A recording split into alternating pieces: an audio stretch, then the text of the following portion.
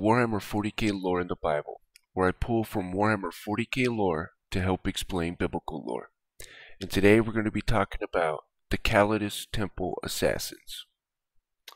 And before we get into the video, so take the wikis with a grain of salt. There's, a lot of things been retconned and that aren't canon anymore. It has been brought up to me. But also, I do regular biblical videos every Mondays and Tuesdays. And then every Thursday, Warhammer 40k lore in the Bible. And then Saturday and Sunday, more Warhammer 40k content. But anyways, apologies for the low energy. I've had a rough night sleeping, let's just say. But anyways, let's go ahead and get started. So, the Calidus Temple. The all-female assassins of the Officio Assassinorum's Calidus Temple are the most subtle of the Imperium of Man's secret operatives, specializing in deceit and the use of artful deception to accomplish their objectives, usually assisted in their bloody tasks by the shape-changing polymorphine drug. The Calidus Temple's devotion to cunning and subtlety is often used on those missions where overt interference by the Imperium in a situation would upset the intricate balance of power maintained by the High Lords of Terra. A Calidus assassin is the ultimate weapon against those overambitious imperial officials that would make a mockery of the Emperor of Mankind's justice whilst appearing to do no wrong. Those imperial or planetary officials that use diplomacy, bribes, and corruption to further their positions play a dangerous game within the corridors of powers. So we're going to get into the history. Like all of the other temples of the Officio Assassinorum, the Calidus Temple was originally founded on Terra in the late 30th millennium as the Calidus Clade during the Great Crusade at the direction of the first Grand Master of Assassins, Malcador the Sigillite. Malcador and the 6 men and women who would serve as the first directors primus of the Officio Assassinorum's founding clades had all sworn an oath at Mount Vengeance to eliminate the enemies of the Emperor of Mankind by any means necessary. One of those directors primus whose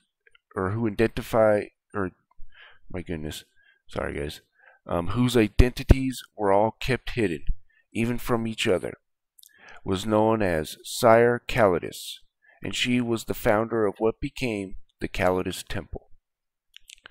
The headquarters or temple of the Calidus Clade was established somewhere on Terra, where it is still located today. Later, during the Horus Heresy, the Calidus Clade joined with the other 5 clades to assemble an unprecedented execution force of Officio assassins intended to slay the renegade war master Horus and bring an early end to the terrible civil war of the heresy. This effort failed, though the Calidus Temple went on to prove a powerful instrument of imperial policy in later millennia. So we're going to get into the operations, or some of them here.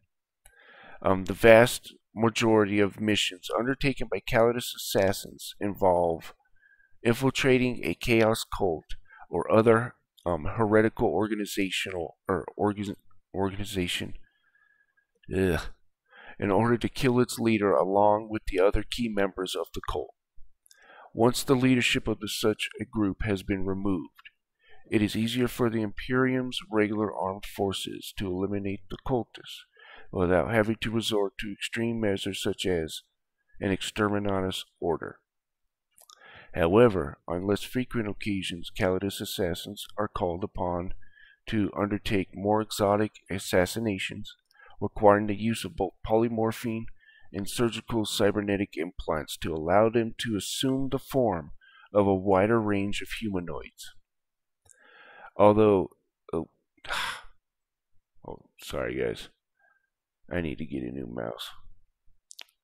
Although they are not typically fielded with the larger army on the field of battle, Calidus assassins can be deployed behind enemy lines in order to infiltrate facilities such as bases or encampments and take out enemy leaders or key personnel.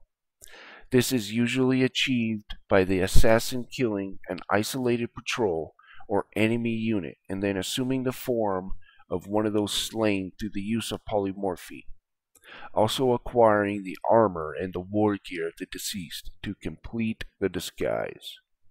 Alright, so we're gonna end that portion here, and then we'll get into the biblical stuff, and then we'll bring it back to Warhammer. Okay, anyways, so this was brought to me by a subscriber. I didn't ask him, if he wanted a shout out or not, so we'll just keep it anonymous.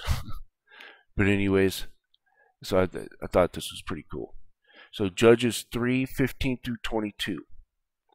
But when the children of Israel cried unto the Lord raised them up a deliverer, Ehud the son of Gera, a Benjamite, a man left-handed, and by him the children of Israel sent a present unto Eglon the king of Moab.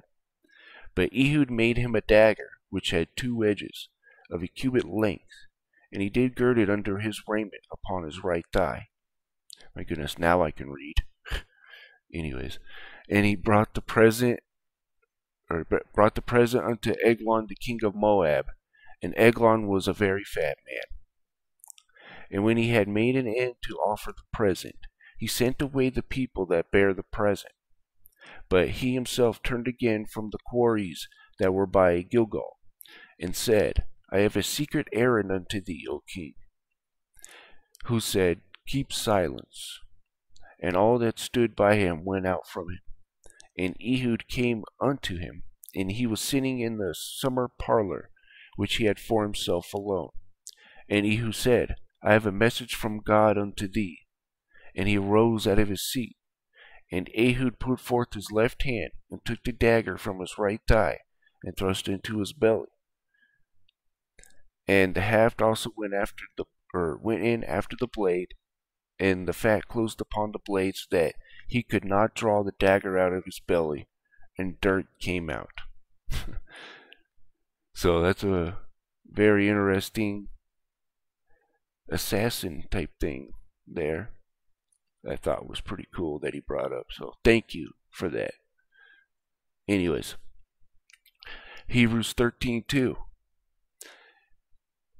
Be not forgetful to entertain strangers, for thereby some have entertained angels unawares.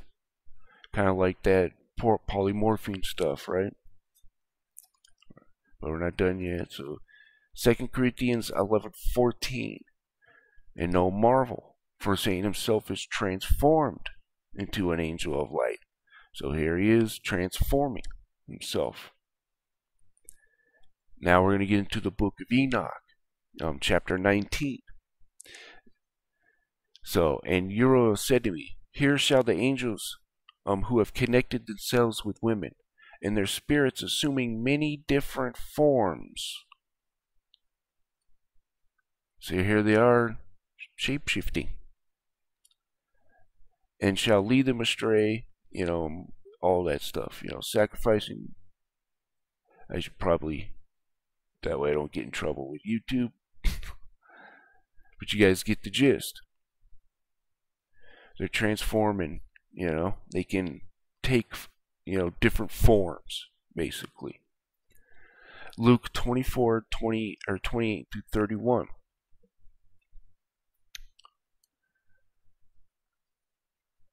Yeah, okay. And they drew nigh unto the village, whither they went, and he made as though he would have gone further. So of course, this is Jesus, right?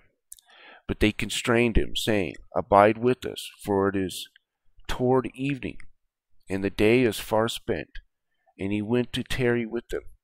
And it came to pass, as he sat at meat with them. And he took bread, blessed it, brake, and gave it to them.